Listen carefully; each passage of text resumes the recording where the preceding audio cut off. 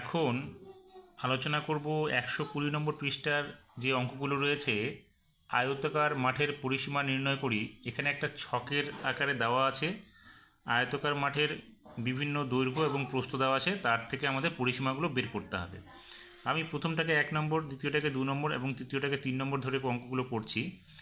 আমাদের এই আয়তাকার মাঠের পরিসীমা নির্ণয় করার জন্য একটা সূত্র যেটা মনে রাখতে হবে বা মুখস্থ রাখতে হবে, সেই সূত্রটা হচ্ছে 119 নম্বর পাতায় নিচের দিকে দেখবে লেখা আছে আয়তাকার চিত্রের পরিসীমা সমান চিহ্ন 2 গুণ দৈর্ঘ্য যোগ প্রস্থ। এই সূত্রটা দিয়েই আমরা আয়তাকার চিত্রের পরিসীমাগুলো বের করব। তাহলে কিভাবে করব সেটা চলো দেখি এক এক করে সমাধানগুলো। এখানে প্রথম যে অঙ্কটা রয়েছে সেখানে বলেছে আয়তাকার মাঠের দৈর্ঘ্য হচ্ছে 30 মিটার এবং প্রস্থ বলেছে 20 মিটার। তাহলে আমরা আয়তাকার মাঠের পরিসীমাটা কী করে বের করব? সূত্রে আমাদের কি বলেছে দেখো, আয়তাকার চিত্রের পরিসীমা সমান চিহ্ন 2 গুণ দৈর্ঘ্য যোগ প্রস্থ। তাহলে আমরা এখানে লিখব 2 গুণ ব্র্যাকেট দিয়ে দৈর্ঘ্য কত আছে আমাদের 30 এবং প্রস্থ কত 20। তাহলে আমরা লিখব 30 যোগ 20। এবার এটার একটা একক লিখতে হবে। একক কেন বলছি দেখো, দৈর্ঘ্যটা বলছে মিটার 30 মিটার, প্রস্থ হচ্ছে 20 মিটার। তাহলে পরিসীমাটা কী হবে? পরিসীমাটা হচ্ছে আমাদের এটাও একটা এককে বেরোবে, সেটা হচ্ছে মিটারে বেরোবে। তাহলে এখানে আমরা লিখব মিটার। তাহলে এটা কি, এখানে আমরা 2 লিখব গুণ এই সংখ্যা দুটো যোগ করে দেবো। তাহলে 30 আর 20 যোগ করলে কত হবে? 50। এখানে লিখব মিটার। তাহলে 50-এর সঙ্গে 2 গুণ করলে কত হবে? 100। তাহলে এটা হলো 100 মিটার। অর্থাৎ 1 নম্বর যে প্রশ্নটা রয়েছে তার আয়তাকার মাঠের পরিসীমা হবে 100 মিটার। এবার পরিসীমাটা কি সেটা একটা ধারণা নিই। পরিসীমা হচ্ছে, মনে করো এটা একটা আয়তাকার চিত্র। আয়তাকার কাকে বলবো? আয়তাকার হচ্ছে যে সামতলিক চিত্রের দৈর্ঘ্য বড় প্রস্থ ছোট, আবার তার একটা কোণ অবশ্যই সমকোণ থাকতে হবে এবং বিপরীত বাহুগুলো যদি সমান থাকে তবেই আমরা সেই চিত্রটাকে বলবো আয়তক্ষেত্র।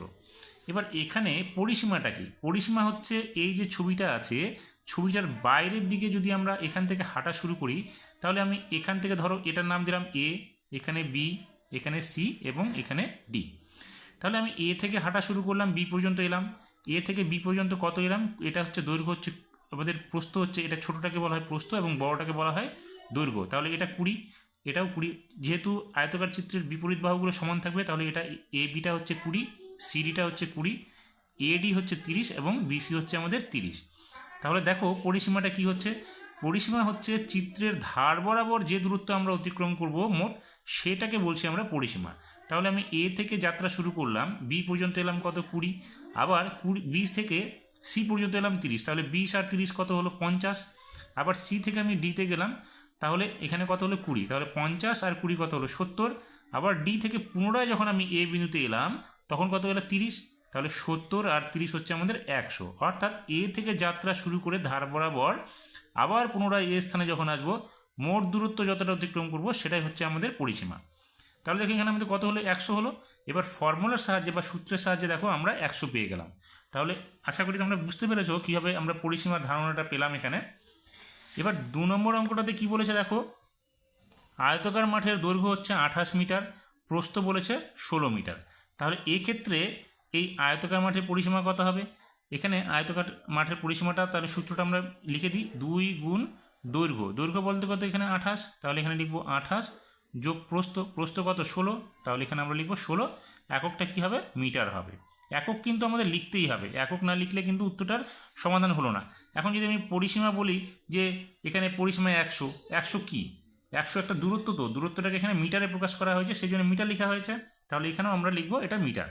তাহলে এখানে 2 গুণ এটা যোগ করো, 6 আর 8 যোগ করলে কত? 14, 4 হাতে থাকবে 1, 2 আর 1 3 আর হাতের 1 মিলে হলো 4। এটা হয়ে গেল এখানে মিটার। এখন আমরা কি করব?